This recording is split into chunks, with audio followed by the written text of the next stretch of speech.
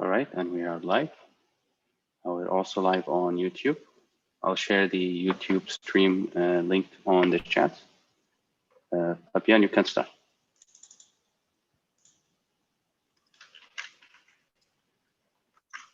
Should I start or? Yeah, welcome everybody to the second keynote session of the ActivityNet workshop. So today or this afternoon, we're going to have Carl Vondrick and Huijuan Xu talking about their latest work in video prediction, also in video compositionality. And let me kickstart with Carl. So Carl is an assistant professor at Columbia University. He has very great work on self-supervised learning, and I'm really excited to learn about his work on predictability. Yeah, so Carl, take it away. Okay, thanks very much for the introduction, and thanks everyone for joining, especially on a Saturday evening. Yeah, I'm going to talk about some of our latest work about in video understanding and about trying to predict what could happen in the future. We can keep it pretty informal. So if there's any questions, feel free just to interrupt me or even just post in the chat, and I'll try to keep my eyes on the chat. By the way, does the chat work? Are people able to? I wanted to keep it interactive actually. So does the chat work? Are people able to type in the chat? Maybe someone could test this out. Are people in the audience able to? Does the chat function work? Or? The chat is not functional, but they can ask you. Yeah. They can ask a question on the Q&A. Okay, no problem at all. Okay, so yeah, what we've been working on lately, and this is a work that you'll see at CVPR later this week, is about trying to forecast what are the events, what are the actions that a person might do in the future. And you know, this problem there's been lots of work in this area in recent years. And, you know, this is about predicting the future or even about self-supervised learning, about, you know, trying to hold out some part of the data, right? And try to learn representations that way. And these models are starting to work pretty well, right? Kind of the typical setup for these is, you know, you have a video like this. We all can watch this video here. And then I can ask you what's going to happen next, right? What are they going to do next? Are they handshake, kiss, or hug? And it's kind of all obvious to us that they're going to kiss. Oh, great. Okay, chat's enabled. Great.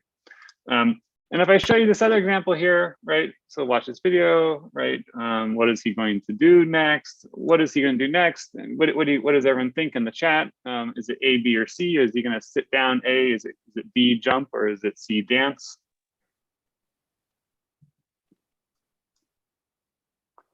He's gonna dance. There's no trick questions. No trick questions here, right? So you know he's gonna sit down, and this is the typical setup of this problem of predicting is you know you want to do this action prediction. Can you classify where the actions the person's going to do soon?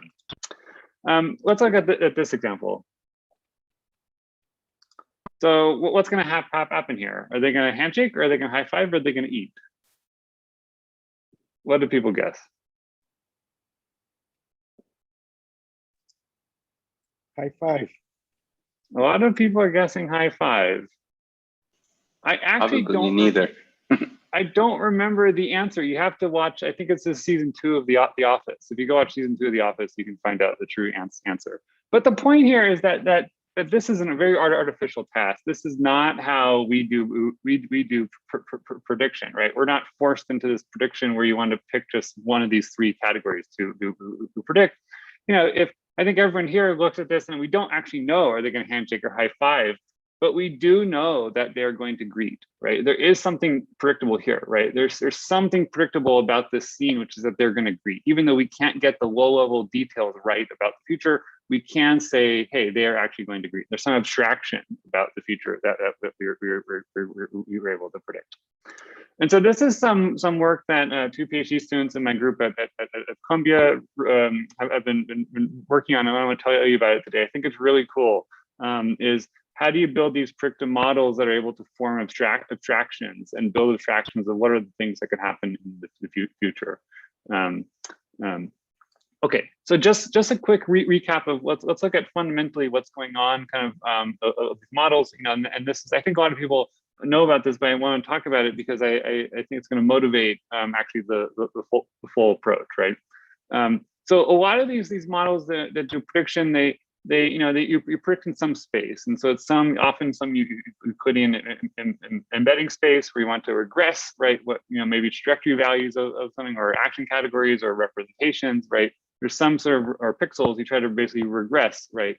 What could happen in the future? So in this setup, right, you have some red frames as your input, and then there's some blue frames that you don't get to see. You want to try to predict them. And the problem, of course, is that there's uncertainty, right? There's not a unique mapping here. The real world is stochastic. It's chaotic. There's not a deterministic mapping from the past to the future. So there's just natural uncertainty here. And so what any predictive model does with just some sort of regression loss is it regresses to the mean, right? This is, everyone learns this in kind of machine learning 101, or even just stats, or I don't know, you know, algebra 101, right? I mean, this is really basic behavior. Is whenever there's an uncertainty, there's multiple modes, and you have some L2, L1, whatever sort of norm you want, it's always going to regress to one of the averages. And there's a ton of work that goes into basically trying to fix this problem, right? I mean, a lot of the work in predictive modeling is trying to overcome this very fundamental issue. Maybe you try to predict a distribution in the future. Maybe you have some GAN instead, where you want to do some adversarial loss, right?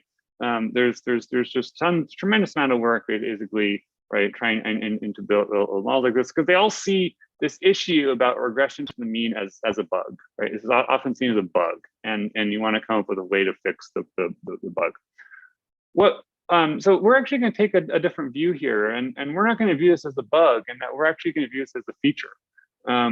And we're going to take, this is a very interesting property, right? Whenever there's uncertainty, you get the mean, right? This is something that's actually we're very excited about. This is actually a good thing in some ways. It's just we're doing it all wrong. We're using this wrong.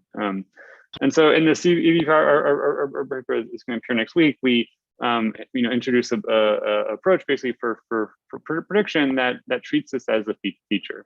But in order to explain it, it's actually a very simple idea. It's a really simple idea. Once I get to explain the idea, it's going to be straightforward. But in order to get to that point, we need to go through a little bit of background, and we need to go back to the basics, because we're going to go change something about the basics here. And we're going to go actually quite far back. We're going to go back to the axioms of Euclidean geometry, because we're going to change something about these axioms, which make all this whole thing fall in the place about how can you hedge the bet in the future. So these kind of, there's in Euclidean geometry, there's 5 axioms that are basically, in order to drive all the rules and all the laws of Euclidean geometry, you just need to assume these 5 axioms. That's kind of all you need. It's kind of surprising. You only need these 5 axioms, and they're kind of so basic. It's kind of funny to even write them down, right? These are things that are just obvious. It's kind of intuitive to us, but you have to write them down. You have to assume them in order to drive everything about Euclidean geometry. And so, here, let me tell you what these 5 axioms are, right? And the first axiom is that there's one and only one line segment between two points, right? This is obvious, right? You have 2 points. There's only one line you can draw between them. Okay, great. What the second axiom says is that any line segment, right, can be extended continuously to a line. All that's saying is that you have some line segment, you just keep going, right? And that becomes line. This is a obvious, but it defines what a line is, right? This tells you what a line is, right? The third axiom is that there's one and only one circle with any given center and any given radius, right? So what this means is that if you want to define what a circle, you only need to specify a center and a radius. Those are the only two things you need, and then it's unique as to what that circle is. Right? It's all you need to define a circle, right? Basic stuff, right? There's nothing that's surprising here. Fourth axiom is so basic, I had a hard time even coming up with a picture for it. It's so basic, but if you don't assume this, then you can't derive everything about Euclidean geometry. And the fourth axiom is that all right angles are going to be congruent to each other, right? All right angles are the same. If you have one right angle, another right angle, they're going to be the same. So these four axioms have, are really not controversial. There's really nothing that's surprising here. But these four axioms are actually not enough to drive everything about Euclidean geometry. There's actually another axiom that you need. And this axiom has had a lot of controversy over the history of math, because it doesn't seem like you need this axiom. And so the fifth axiom states, it's also called the parallel postulate. The fifth axiom is a little more complicated. And what it states is that given any straight line, so I'm gonna draw at the bottom here, because this one gets a little more complicated, right? Given any straight line, so here's a straight line at the bottom, and some point not on the line. So here's a point not on the line. What this axiom says is that there's one and only one straight line which passes through the point and never intersects the first line, right? It's only possible to draw one line here that's going to go through that point and not intersect the other line here, right? And this seems like, it's like right, here's what that line is, right? Here's exactly what that line is, and it seems like this is kind of obvious to us, right? I mean, this is when you see this is kind of, you go back to what in grade school when you're kids, right? This is obvious to you, right? And so this axiom, there's been a lot of debate kind of when Euclid, wrote down the five axioms that you need and derived everything about Euclidean geometry, right? He really didn't want to use this axiom. This axiom really seemed kind of redundant. It seemed like you didn't need to use this axiom because it's the first four axioms. Seems like they should be enough, right? And you really need this fixed axiom, but he really needed it in order to derive Euclidean geometry. You really needed it.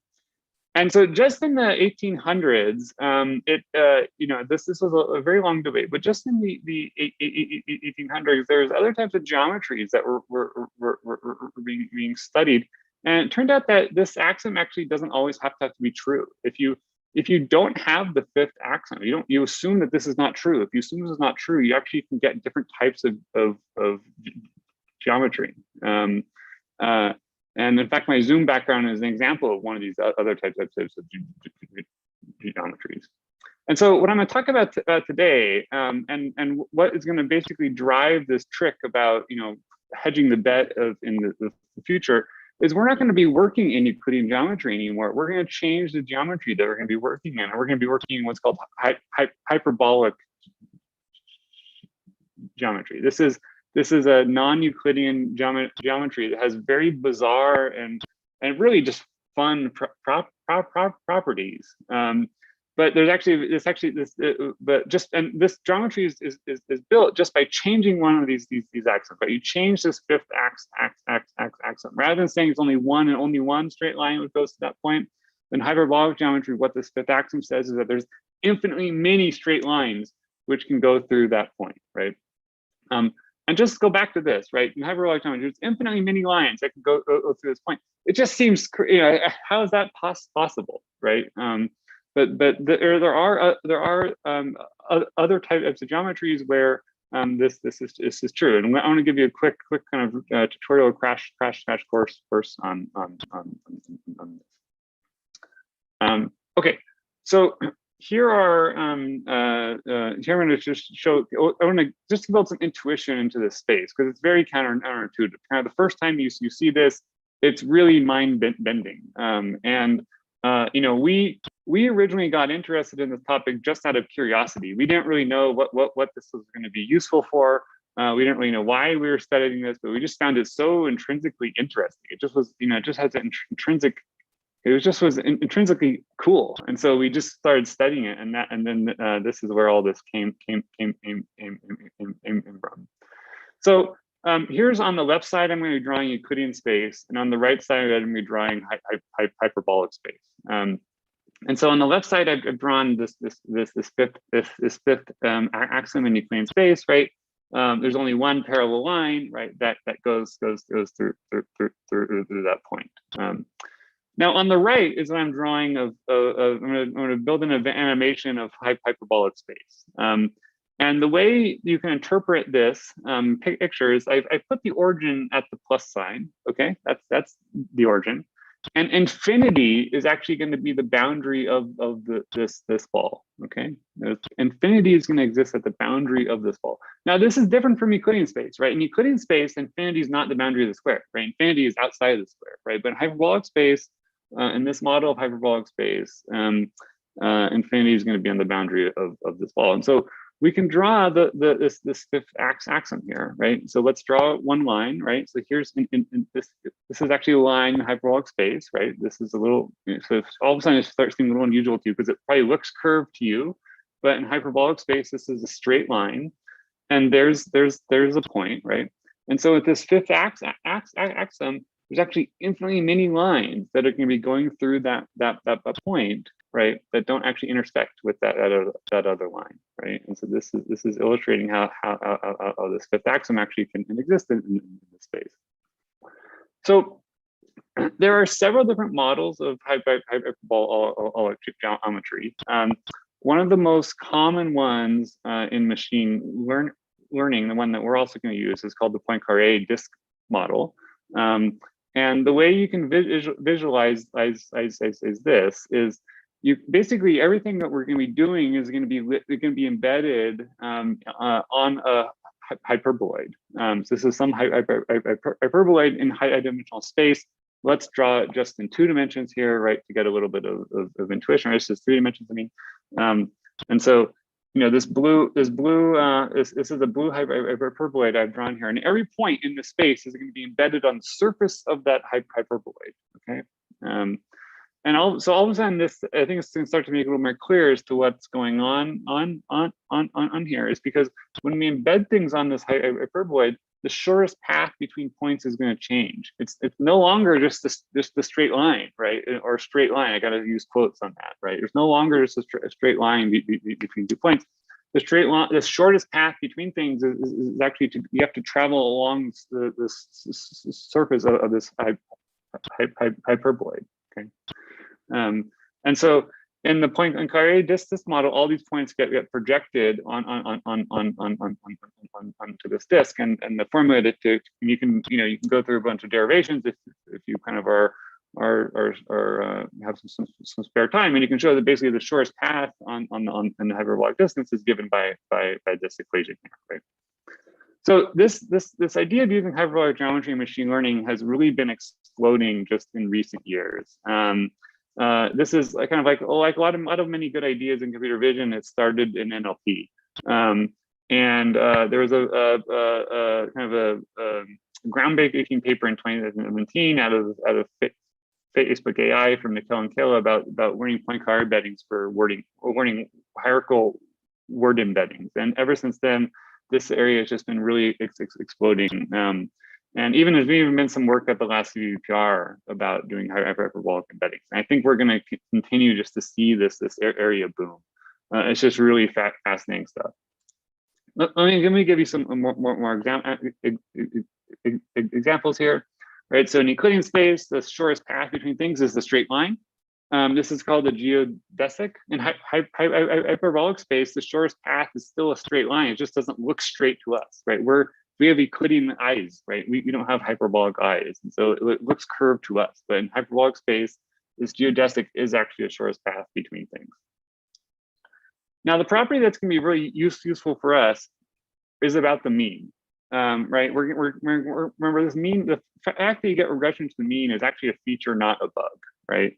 And so what does that mean in hyperbolic space? Is that, well, what the mean is, right? The mean of 2 points is basically the midpoint between two points, right? That is the average here, right?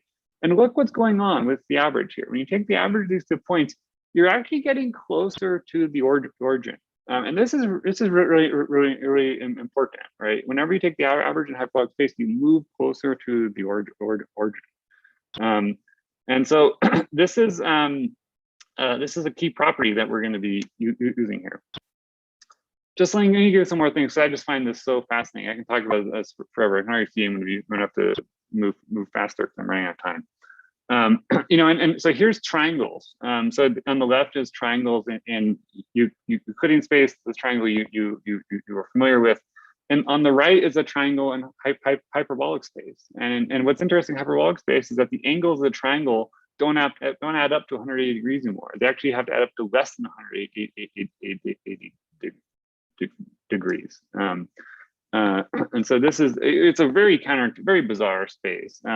In fact, just from this slide, you can then conclude that it's actually impossible to have a square. So there's no squares and rectangles in hyperbolic space. So like I need to think about that. So why is this, you know, becoming so popular in machine learning? And it's all about basically the kind of intuitively you can think about the density of this space. There's just kind of in a very intuitive explanation, there's actually much more room in hyperbolic space than there is in Euclidean space. So here I've drawn to illustrate this, I've drawn a circle. And in the circle in Euclidean space is a circle that you know. But in hyperbolic space, this is what a circle looks like. And the red lines here are the same distance. So the origin of the circle, that's the origin of the circle is here, right? And the red lines are the same distance. And it's because in this space, as you move away from the origin, right? You actually space, you can think of it as space is getting more dense. It's getting exponentially more dense. You can start packing more and more and more there, right? And this all falls out because this is infinity, right? As you move away from the origin, you're getting closer and closer to infinity. You can never get to infinity, so this has to get exponentially dense, right? It takes exponentially more work, right, to move, you know, further away. And so the last illustration, you know, MC Escher is an artist probably everyone's familiar with. He actually was able to draw in hyperbolic space. Without a computer, all we needed was a compass and a pencil, and you could draw art in hyperbolic space. And it illustrates actually this key property, right? So here is an illustration of the Poincare distance model, and these bats here are all the same size, right? Even though to us it looks like the bat is getting smaller, but actually in this geometry, the bats are all exactly the same size. And so what this means is that unlike Euclidean geometry, hyperbolic space is naturally suited for embedding trees. Any hierarchy can be embedded very efficiently in hyperbolic space, basically without introducing lots of distortion. And so, you know, this is actually a really key property. You can think of hyperbolic space as like a continuous tree. It's not just a discrete tree that you learn in your data structures class in college, right? It's actually, you can think of it as like a continuous tree. And so we're going to be training these models for prediction in hyperbolic space.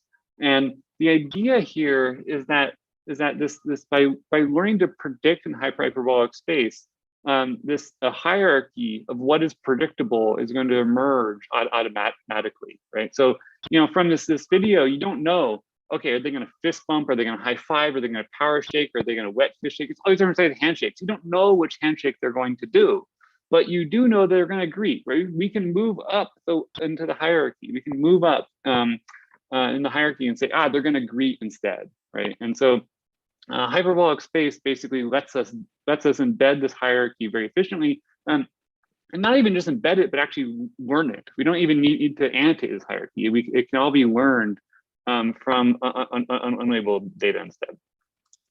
Okay, so what does this look like? Let's go back to one of the original pictures I showed. Right, we're gonna be creating a predictive model in hyperbolic space. You have the red frames as your input.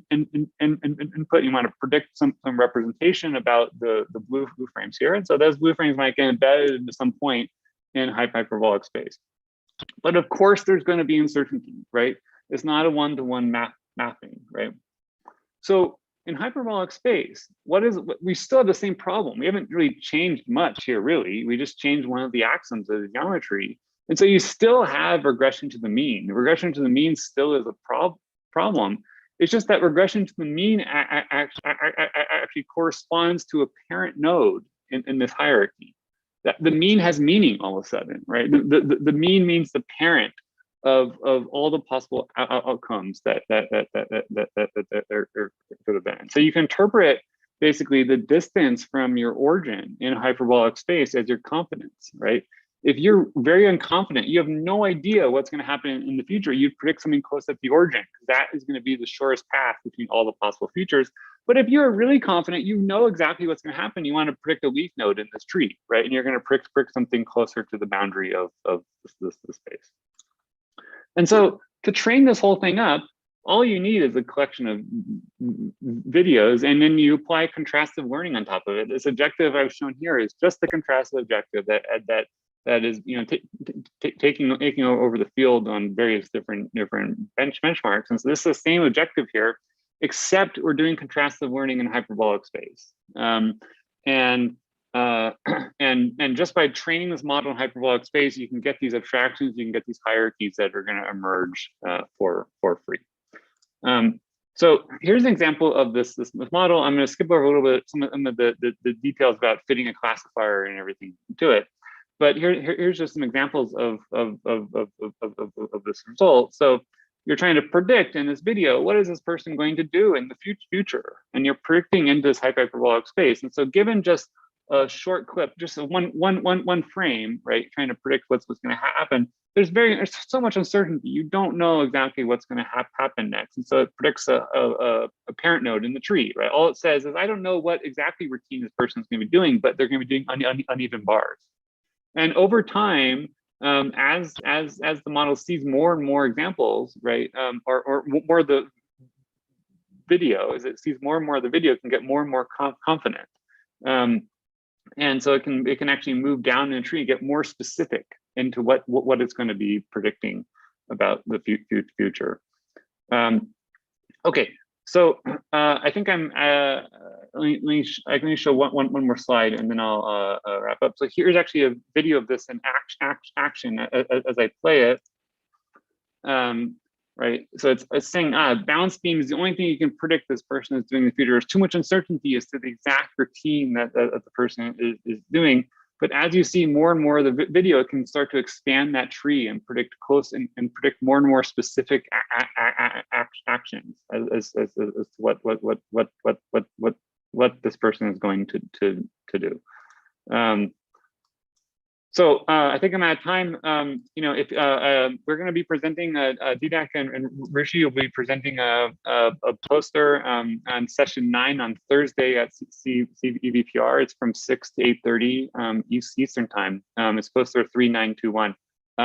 This will be, I think this is very exciting. You know, this is future prediction has become such a popular topic in computer vision now, but it's all about abstraction. It's all about what is the right representation to predict. What should you be predicting? And the hyperbolic geometry actually provides a way of learning what are the things you should predict. So with that, thank you very much. Yeah, thank you, Carl, for the great talk. So I'm just monitoring the Q&A session. So there is one question from your phone. So does predicting the future in hyperbolic space enable representations for video future generation? Yeah, that's actually a great question. And I think there are ways of applying this in generation, but there has to be more work done. So you know what this is really all about is saying it's actually, in some ways, our stance here is actually impossible to generate the future, right? Predicting the pixels is the wrong representation. There's too much uncertainty, right? I break a glass. I have no idea how the glass is gonna fly through the air. That's too hard to predict. But there's something else predictable. There's a higher level of abstraction that you want to predict.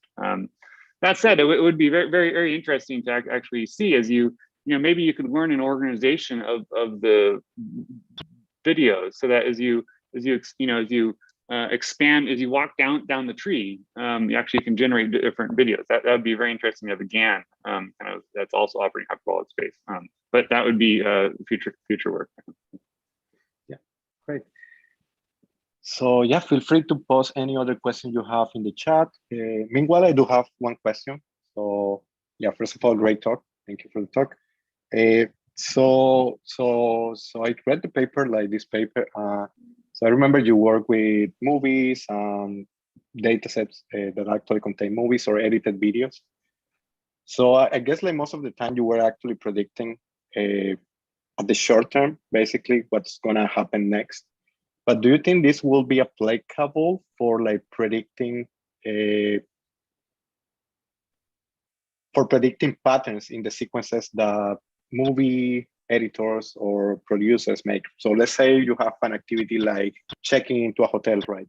So there is a particular way on how editors and directors like think about how to display this in a movie, right? So do you think this is applicable, or do you think the work is only centered around local predictions or like nearby predictions in time?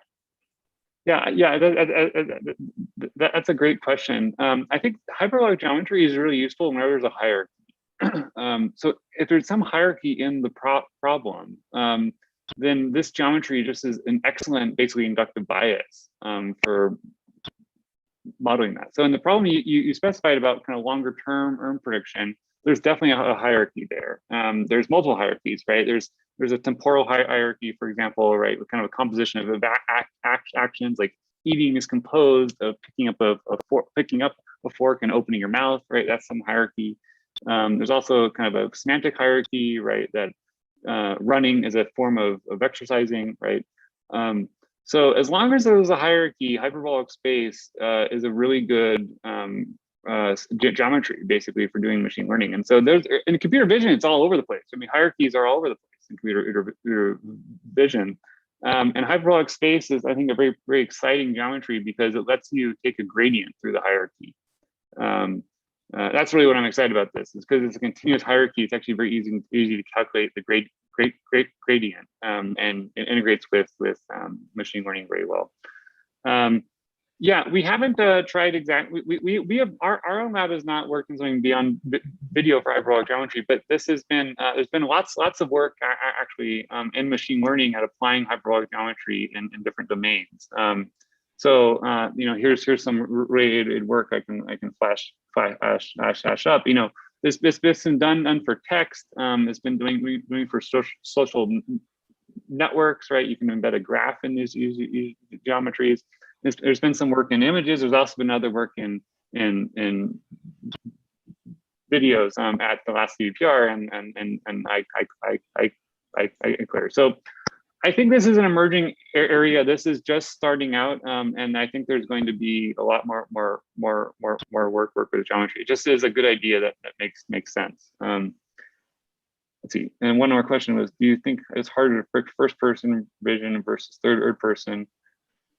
I don't know. I haven't thought about kind of the intrinsic difficulty of first person versus third person. One challenge in first person is that there's a lot of noise because your head is always moving around. At least I'm always turning my head around, and there's a lot of head motion. So that just creates a lot of noise. So I kind of, maybe first person could be harder, but I haven't really thought that much about whether first person or third person is harder. I would think maybe they're actually the same difficulty. Great talk, Yeah, Carl. I have one question. So can we use the same techniques to discover the hierarchies themselves?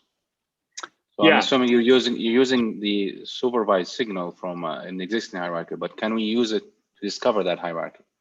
Maybe use it to annotate a data set, for example. Right.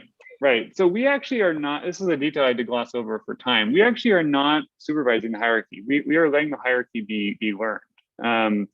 And basically what's going on is there's only unlabeled examples, and it's just trying to predict. It's trying to predict in the future, right, in hyperbolic space. And the way you minimize prediction error in hyperbolic space is actually to go up the hierarchy automatically. Now there's a follow-up question though, which is one thing we've been discussing in our group right now, although we don't know how to do this yet, is can we visualize what is this hierarchy that it learns?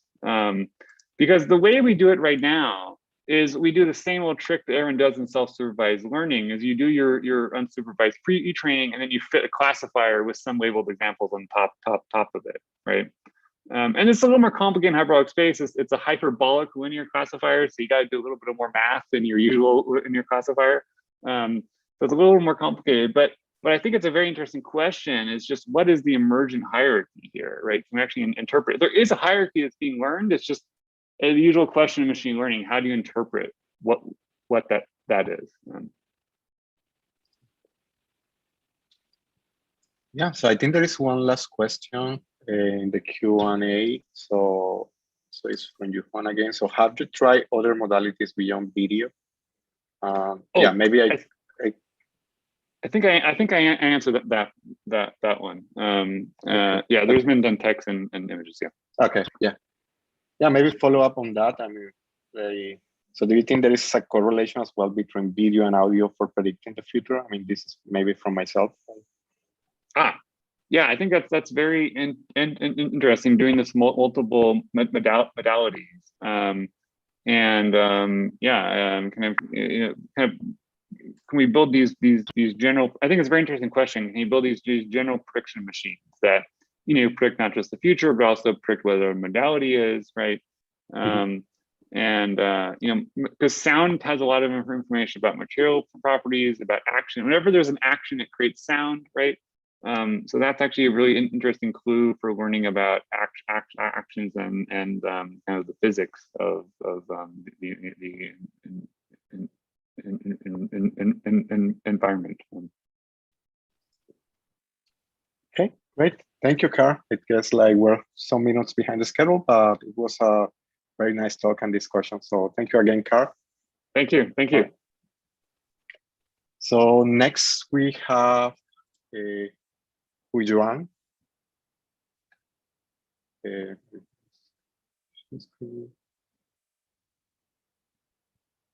So Huijuan, are you there?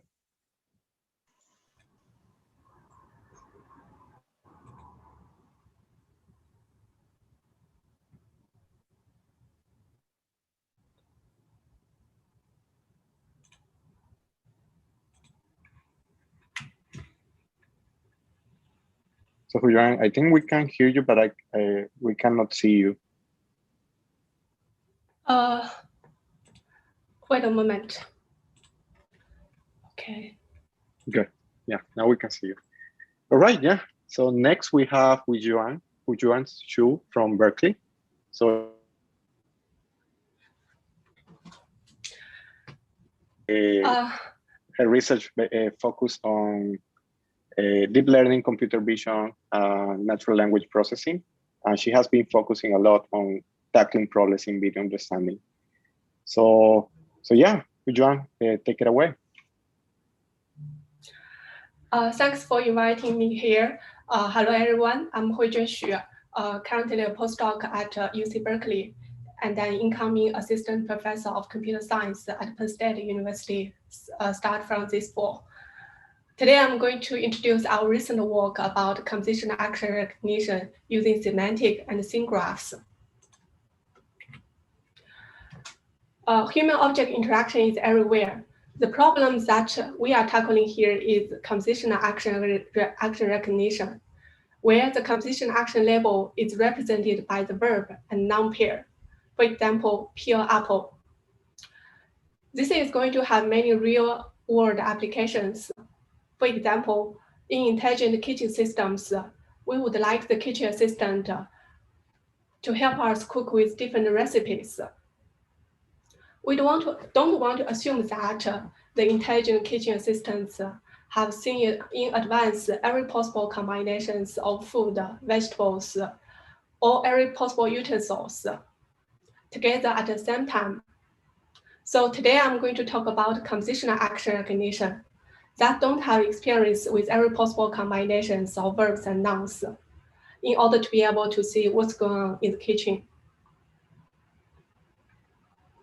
So the challenge point here is the diversity of real-world compositional actions. This is caused by the diversity of object nouns and the diversity of action verbs. Also, the composition of nouns and verbs is quadratic. However, in real-world applications, it's impossible to collect data for every possible combination. This causes that the traditional deep learning models with full supervision might not work well. We tackle compositional action recognition utilizing novel scene graph and semantic label graph. In this talk, I'm going to introduce two relevant work. In the first work, we design a scene graph to help generalize to novel combination of scene entities. Then we utilize semantic label graph to generalize to novel verbs or nouns. In the first work, we are tackling the novel combination of verbs and nouns, which are seen separately in different combinations during training time. Here I show one example.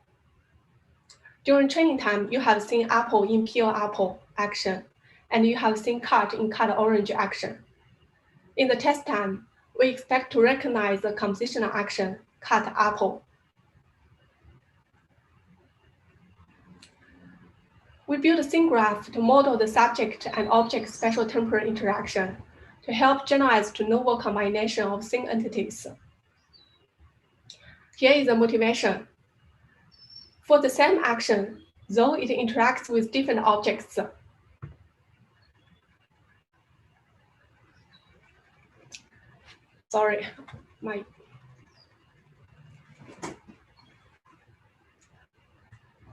it interacts with different objects,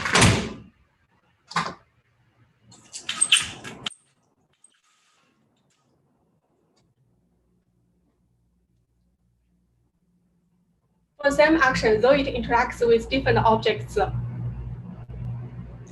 Sorry, my temperature is too high, cause my monitor disappear. I open the air conditioner. So this is the motivation. For the same action, though it interacts with different objects, the spatial temporal interaction scene pattern are quite similar. Take the action moving something and something away from each other as an example. Though the subject interacts with different objects, like the two markers in the first row and the cup and glass in the second row, the spatial temporal interaction patterns are quite similar, both from the middle of the frames to the edge of the frames.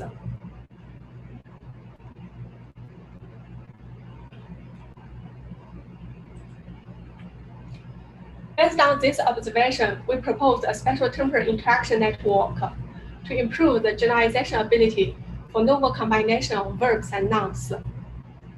Spatial temporal scene graph explicitly reasons about the geometric relations between the constituted objects and the subject agent. The basic idea is, based on the object representation, it first captures the subject and object spatial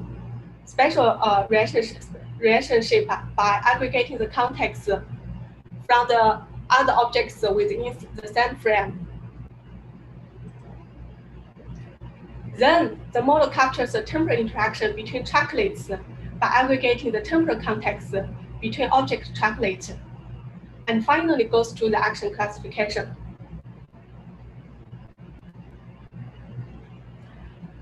Traditional I3D model with holistic feature encoding on pixels requires full supervision, and its performance decreased significantly in composition action recognition split compared to the random shuffled split. See the comparison between the blue bar and the red bar.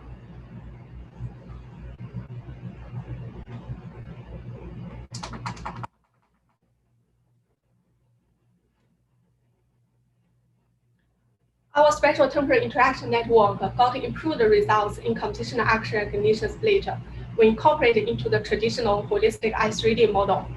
So the yellow bar with GT boxes and the green bar with proposals.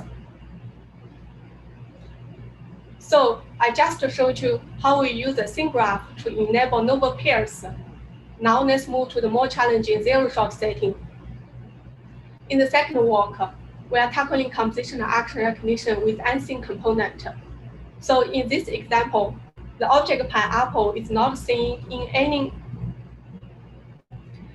The object pineapple is not seen in any combinations during training time.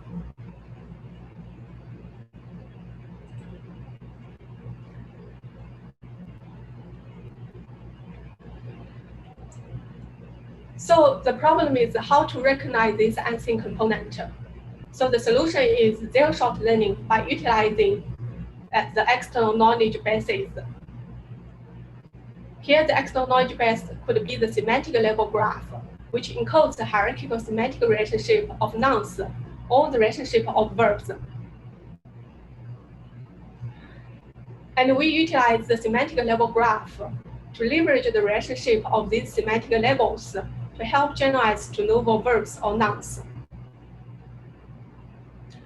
We also consider the affordance relationship, which encodes the relationship of objects and nouns.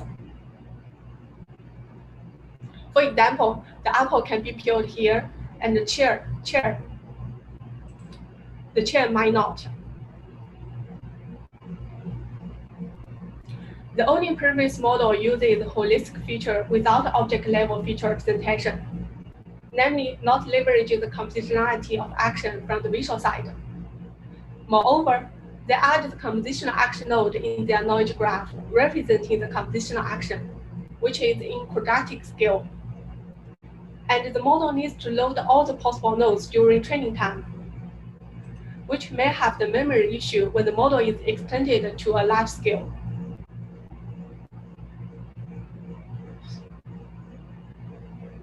In our model, we leverage the compositionality of actions. We first extract the object-level features and the motion features into separate branches. Then we utilize the knowledge graph to predict the unseen component in each branch. In each of these branches, based on the word embedding features and the classification weights of seen classes, we apply graph convolutional neural network over the corresponding knowledge graph to predict classification weights for unseen component. Then in the inference time, the model composes the composition action level from the verb prediction and noun prediction, considering the common sense affordance relation of verbs and nouns, which are trained using the captions of how to 100N. Here are the three main components of our proposed model.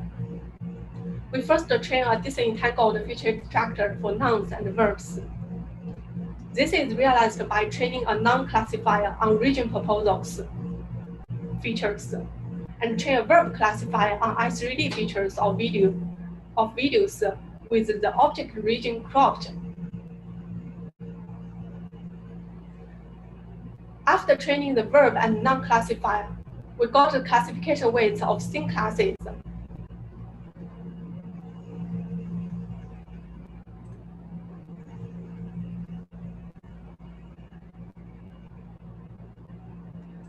We then use the GCN to predict the classification weights of unseen classes based on the knowledge graph.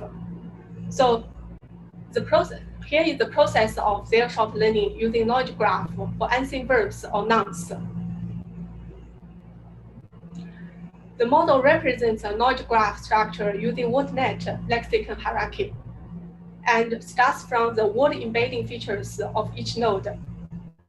Then, through the graph convolutional neural network operator, it passes the message among nodes and finally predicts the classification weights for each node representing classes.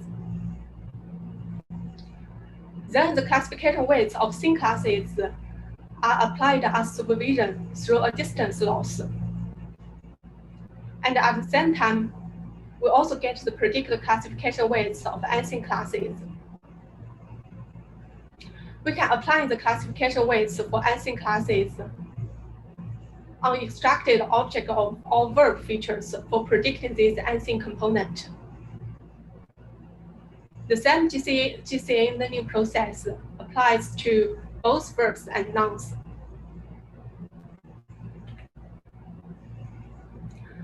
Lastly, we train an embedding function to score the verb and noun pairs. We use captions from How-to-100M dataset, which records how humans interact with objects. We run the parser to extract the noun and verb pair from the caption phrases. In the inference time, the final score for predicting compositional action is composed of the verb classification score, the noun classification score, and the affordance score between the verb and noun. We compare with previous compositional benchmark based on charades and got improved results.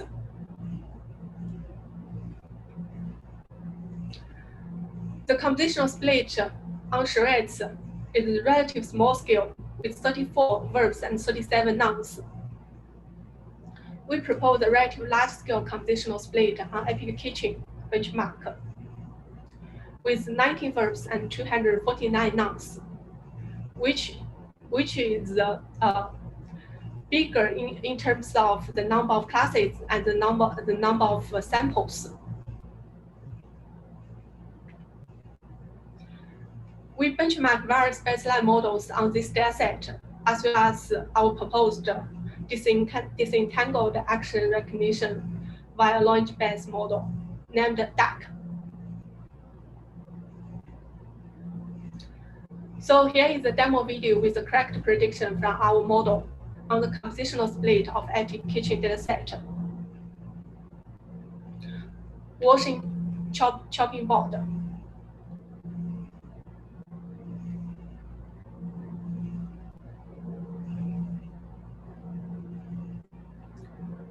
Another correct prediction, open microwave,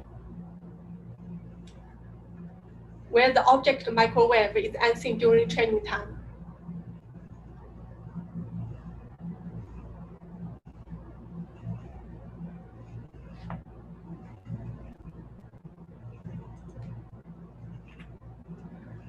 Another correct prediction, pour milk, where the verb pour is unseen during training.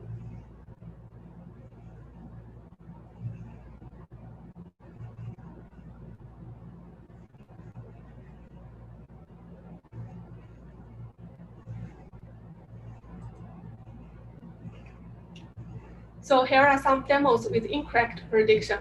The ground truth is tech foil, but our prediction is tech plastic wrap. So the error is probably due to the visual similarity between the object foil and plastic wrap.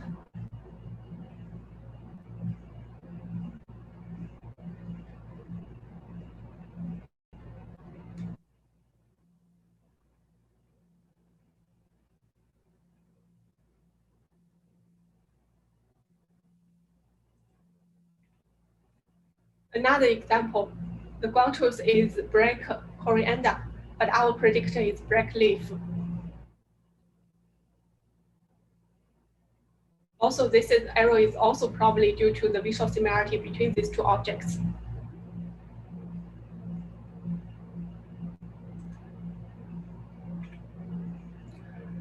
So in this talk, I introduced two relevant work about compositional action recognition using semantic scene graphs.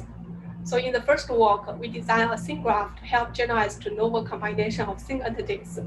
And in the second work, we utilize semantic level graph to generalize to novel verbs or nouns. So in the future, we are going to combine the scene graph and the semantic level graph to realize better compositional action recognition. So lastly, I want to thank all the collaborators and any questions.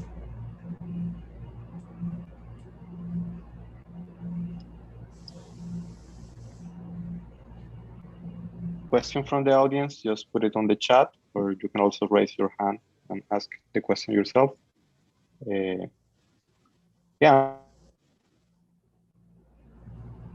The How-to-100 million data set for learning this noun verb, like how this noun verb like interact with each other. But yeah, one question I have is like this data set tends to be noisy, especially like in terms of like not always whatever is mentioned on a speech has been shown on a screen. So did you do any filtering, or like how did you handle basically this noisy annotations that come from the data set. So what we care about is the affordance relationship of the verbs and nouns, namely for a given object, what kind of possible actions could be applied on this given object. So we hope to got that kind of relationship from this external test corpus. So we choose the How-to-100M dataset.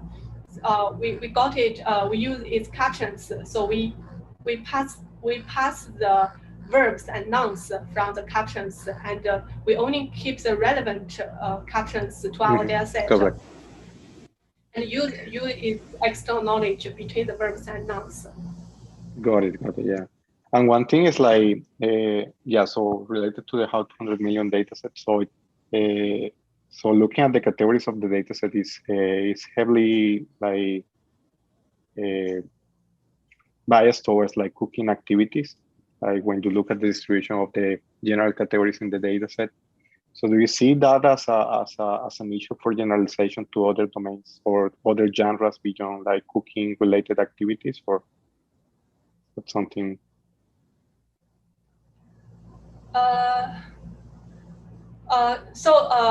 Before for the compositional generalization over novel components, unseen components in video. So before us, there is only one prior work. So in that work, there many deal with image task, similar task in image domain, and only give a compositional split on shreds dataset, which is relatively small scale. So the shreds is not in cooking domain. And we choose the Epic Kitchen dataset, which is indeed the cooking domain, but it contains plenty of interaction with diverse objects. So that's the reason why we choose it. Great. Yeah, so there is one question from the audience. Did you restrict verb and noun combinations which are impossible? For instance, like open, frying pan? Can you say again? I didn't got it. So if you have any restriction for verb-noun combinations that are impossible, like open frying pan, this is like the example that the person writes. If you have basically any filter on the possible combinations, so there may be some combinations between verb and nouns that are impossible. So the question is like if you restrict them.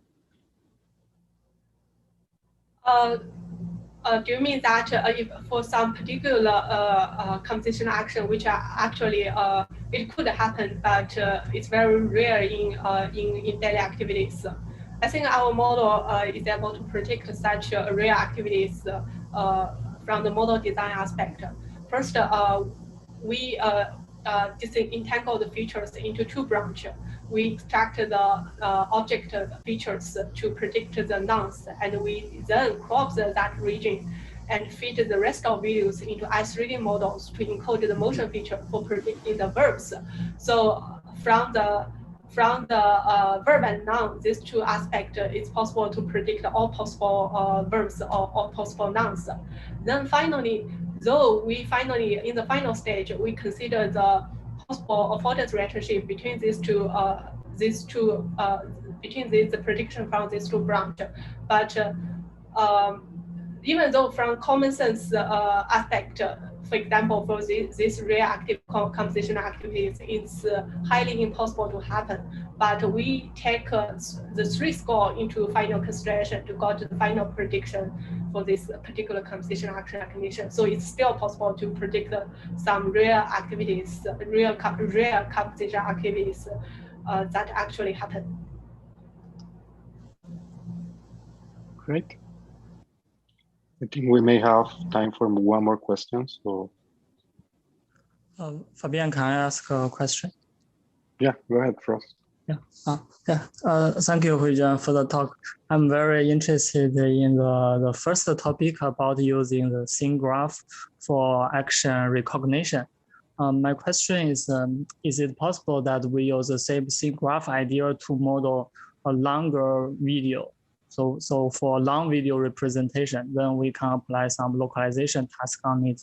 such as video grounding, meaning we want to localize some actions by giving a description, by giving a language, because current methods are mostly done by the action feature, meaning we use some pre-trained i3D model to get the feature of a clip of the video, and then we represent the feature by the then we represent the video by the clip feature.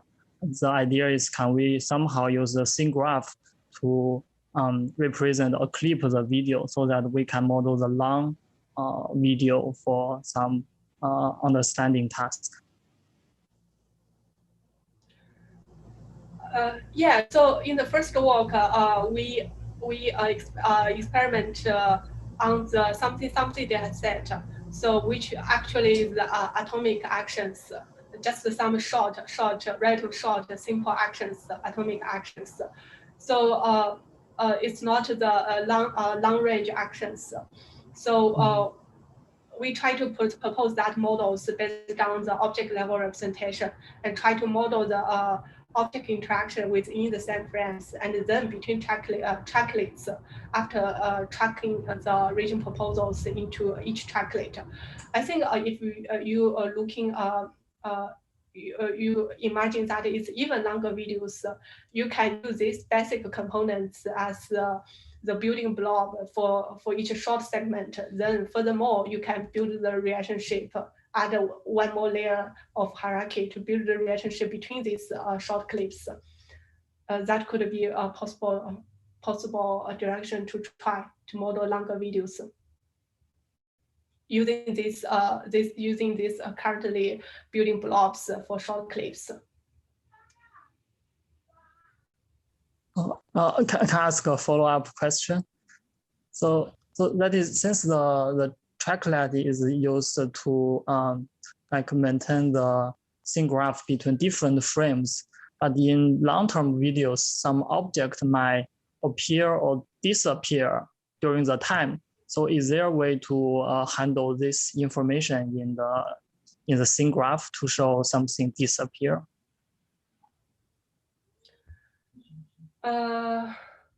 Yeah, in real situations, it could happen that the object appear and disappear. So actually, when we form the tracklet representation, we still pull the region proposal features over the temporal tracklets. So I think if for longer videos,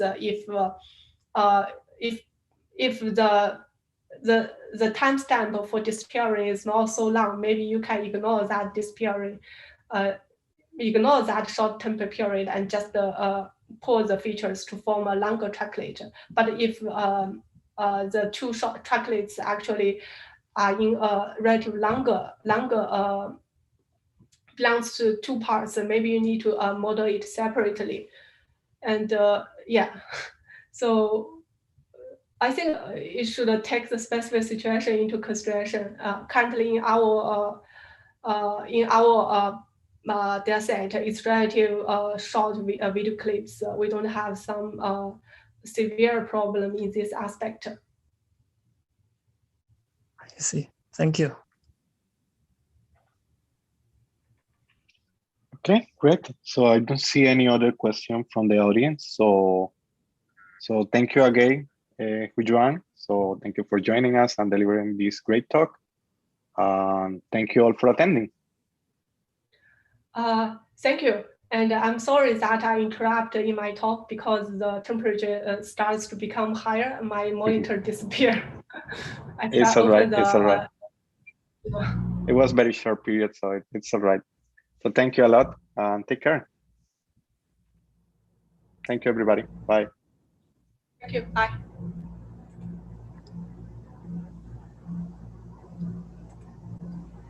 Bye. Yeah. Bye-bye. Thank you again, Huijuan. Take care. Bye.